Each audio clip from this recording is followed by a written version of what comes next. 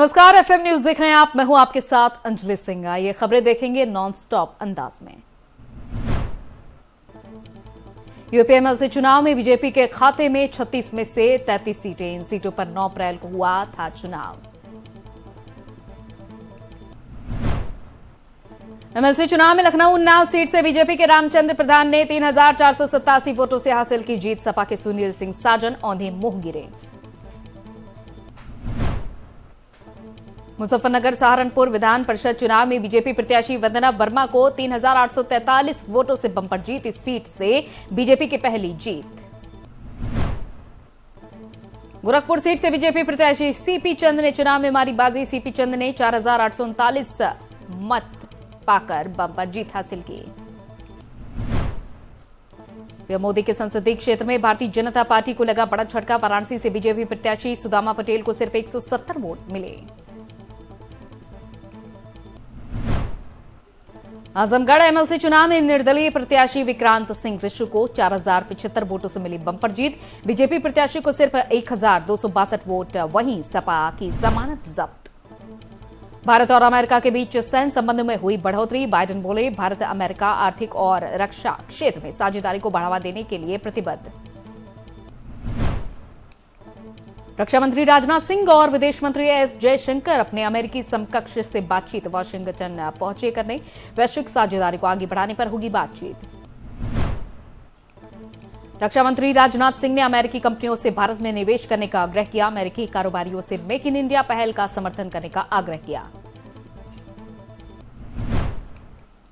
Corona पर CM Kejriwal ने दिया बयान। कहा, घबराने की आवश्यकता नहीं, जरूरत के मुताबिक उठाएंगे कदम।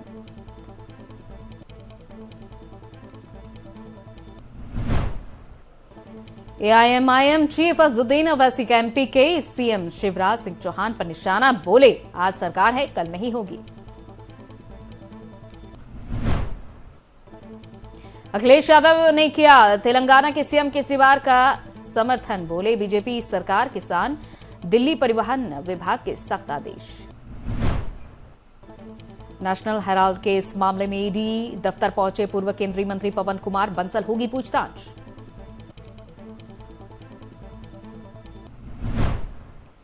पंजाब कांग्रेस में हलचल। पार्टी महासचिव ने सुनील जाखड़ से मांगा स्पष्टीकरण। नेताओं के खिलाफ टिप्पणी का आरोप।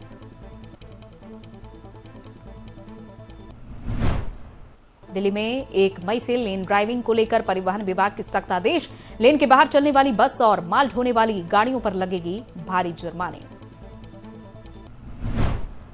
जेएनयू में प्रदर्शन और मारपीट करने वाले छात्रों पर एफआईआर दर्ज। वीसी ने दी चेतावनी। कहा, यूनिवर्सिटी की शांति और सौहार्द खराब करने वालों के खिलाफ होगी अनुशासनात्मक कार्रवाई। विरोधी गाना रिलीज कर पंजाब विधानसभा चुनाव में मिली हार पर सिद्धू मूसेवाला ने चुप्पी तोड़ी। इशारों में पंजाब की जनता को कहा गद्दार। तिरुवाला वेंकटेश्वर मंदिर में आज पैदा हुए भगदड़ जैसे हालात। सर्वदर्शन टिकट होने के चलते मची भगदड़। 3 श्रद्धालुओं के जख्मी होने की खबर। गुजरात के अदलज में श्री अन्नपूर्णा धाम ट्रस्ट के छात्रावास शिक्षा परिसर का उद्घाटन करेंगे पीएम मोदी।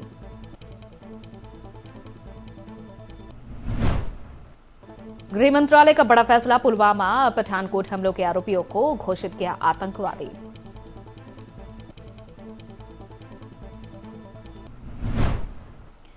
लद्दाख में स्वदेशी लाइट वेट व हेलीकॉप्टर से हेलेना एंटी टैंक मिसाइल का हुआ सफल परीक्षण। उत्तरी कश्मीर के पुलवामा में सेना को मिली बड़ी कामयाबी। लश्कर के 3 आतंकी हथियार सहित गिरफ्तार।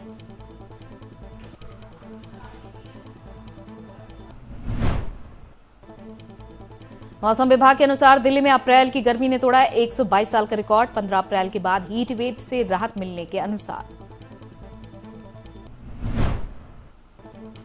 नोएडा गाजियाबाद स्कूलों में मिले कोरोना के 16 नए केस। नोएडा के 2 और गाजियाबाद का 1 स्कूल सप्ताह भर के लिए बंद। रूस पर यूक्रेन के मारिउपोल शहर पर ड्रोन की मदद से केमिकल हमला करने का आरोप। ब्रिटिश विदेश मंत्री लिज ट्रूस ने ट्वीट कर दी जानकारी। नींबू की कीमतें छू रही आसमान। बाराबंकी में 15 रुपए का बिक रहा एक नींबू।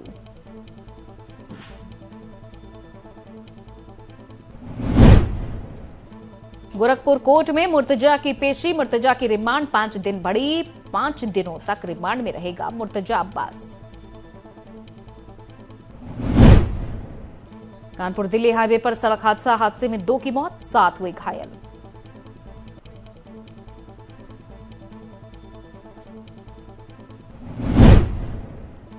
यौन शोषण का आरोपी डीएसपी बर्खास्त। सीएमओ ट्विटर हैंडल के जरिए की गई पुष्टि।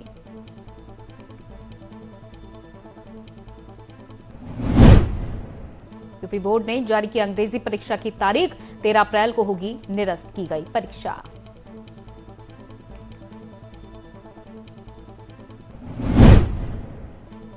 उत्तर प्रदेश में चरम सीमा पर भ्रष्टाचार। कार्रवाई करने में पुलिस कर रही लापरवाही। कार्रवाई के नाम पर लिया जा रहे घूस।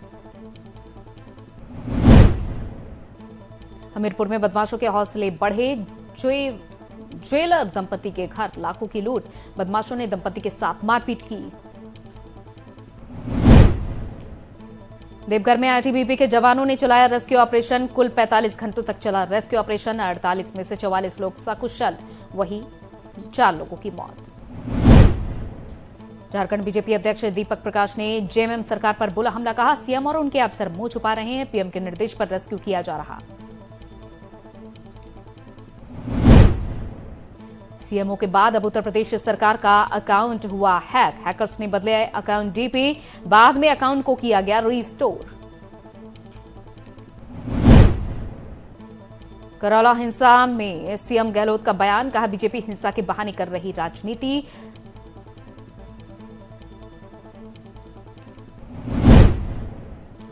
आरक्षण मामले में हार्दिक के 2 साल की सजा पर रोक। सुप्रीम कोर्ट ने पाटीदार आरक्षण आंदोलन के दौरान हुए दंगों के मामले पर हार्दिक को दी राहत।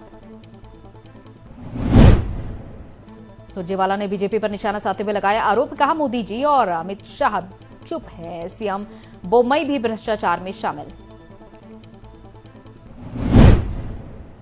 देश में कोरोना के बढ़ते मामलों ने बढ़ाई चिंता। केंद्र ने दिल्ली, महाराष्ट्र समेत 5 राज्यों को लिखी चिट्ठी।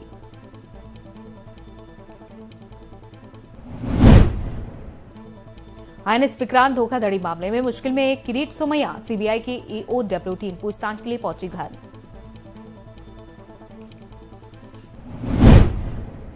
आर्थिक मंदी के बीच डिफॉल्टर हुआ श्रीलंका। $51 बिलियन का कर्ज चुकाने से चूका।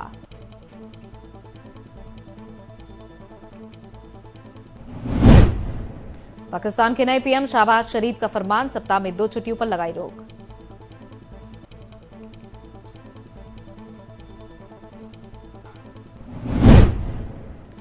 राजनांदगांव कलेक्टर और जिला निर्वाचन अधिकारी तारण प्रकाश सिन्हा की लोगों से अपील। कहा निर्भीक होकर करें मतदान।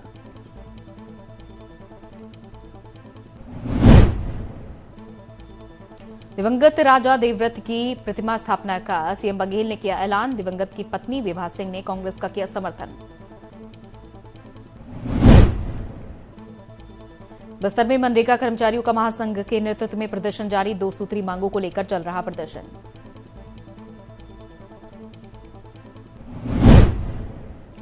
दंतेवाड़ा में मनरेगा कर्मचारी निकाल रहे पैदल मार्च निकाल जाहिर कर रहे नाराजगी। हर रोज 30 किलोमीटर चलेंगे पैदल।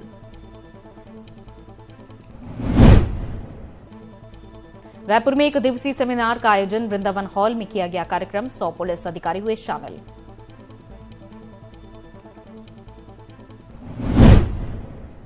कांग्रेस में अंतरकलह पर प्रीतम सिंह ने दिया बयान। कहा पार्टी में कोई गुटबाजी नहीं, साबित हो तो मैं विधायकी से इस्तीफा दूंगा।